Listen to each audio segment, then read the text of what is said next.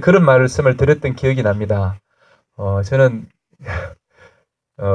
뭐 좀 어린 그 기독교인인데 신자인데 그때 저는 밀양 시내에 살고 있었고 학교를 그만두고 다른 농사 짓는 일을 좀 해보려고 생각하던 차에 이 일에 함께하게 되었습니다. 우리 김전환 신부님도 남밀양 본당에 밀양 시내에 있는 본당에 계셨고 저는 이 송전탑 문제에 이해관계를 갖고 있던 사람은 전혀 아닙니다. 근데 그때 저에게 다가왔던 말씀은 복음서에서 그리스도께서 누가 이웃이냐라고 물으셨던 그 말씀, 강도를 만난 그 이웃에게 가장 멸시받던 그 사마리아인이 가던 길을 멈추고 자기가 갖고 있는 것을 다 털어서 그 강도 만난 이웃을 돌보고 요관에까지 맡겨주고 또 누군가에게 부탁을 하면서 내가 돌아올 때까지 잘 부탁을 한다는 그 말을 남기고 떠났다는 그 사마리아 사람. 가던 길을 멈추고라는 그 말이 저에게 남았습니다. 그래서 저도 가려고 했던 길은 있었는데 여기서 내 길을 가서는 안 되겠다는 그런 생각을 했었죠. 그렇게 해서 가던 길을 멈춘 지가 벌써 2년이 넘어서 이제 3년을 가고 있습니다. 지금은 가던 길이 뭐였는지도 저도 조금 흐릿해져 버렸습니다. 주무시게 될 간물생태학습관에 저도 이제 둥지를 틀었는데 그 일도 흐지부지 잘 하지를 못하고 계속 송전탑 일에 지금 매여 있는 이런 상태입니다. 그렇게 할 수밖에 없었던 여러 가지 이유가 있었던 것 같아요.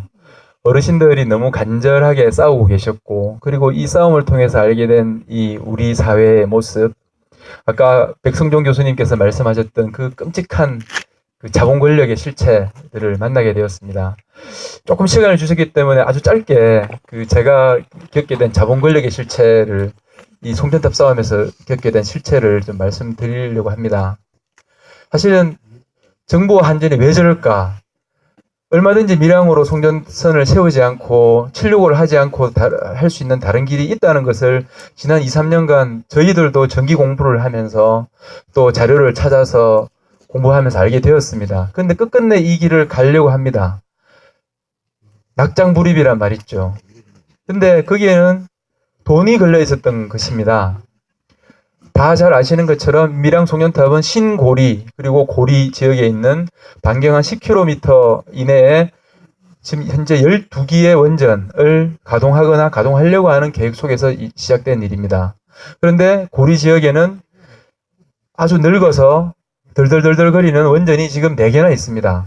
2025년만 되면 앞으로 10년 안으로 고리 원전단지 10개에서 12개 중에서 4개가 빠져나갑니다. 그러면 굳이 765를 하지 않아도 됩니다. 주민들이 계속 요청했던 것처럼 땅 밑으로 갈 수도 있고 아니면 기존 선로를 정비해서 갈 수도 있습니다. 그게 고리 지역의 송전망 안정을 위해서도 아주 기묘한 일이라고 전기공학자들은 한결같이 얘기를 다 합니다. 그런데 이 일을 하면서 알게 되었습니다. 저들은 고리 1, 2, 3, 4, 5기를 40년이 아니라 40년으로 완전히 다 끝이 나게 되는 2025년이 아니라 2045년까지 60년을 돌리려고 하는 그런 계획을 갖고 있습니다. 아까 세월호 말씀을 하셨죠.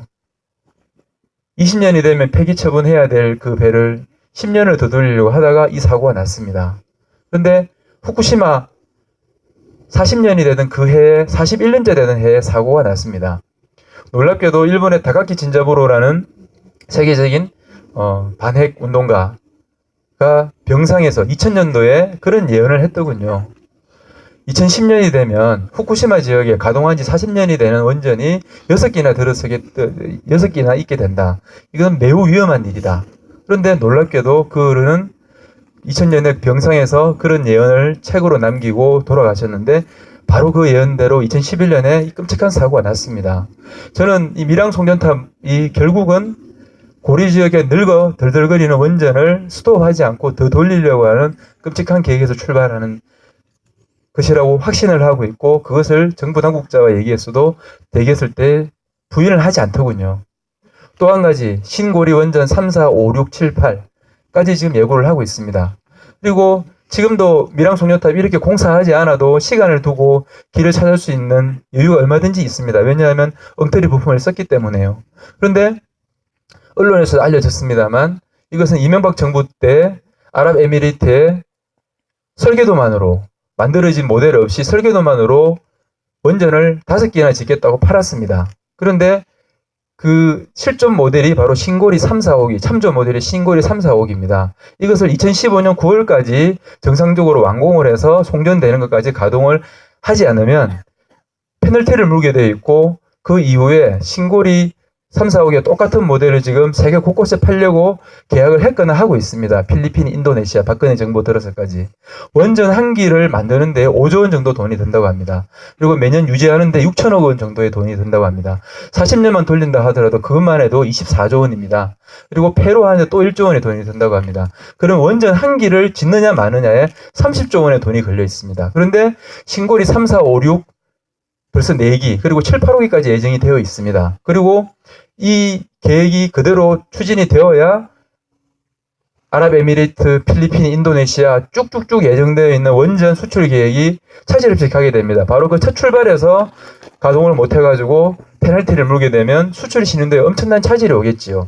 생각해보면 그냥 어렴풋한 계산만으로도 밀양 송전탑, 고작 이 한 지역에 노인 몇백 명 정도 사시는 이 구간에 송전탑 52기를 못 꽂아서 100조 원이나 되는 어마어마한 돈이 걸려있는 이 일을 못한다고 했을 때 저 만몬을 섬기는 저 자본 권력이 미쳐 돌아가지 않겠습니까?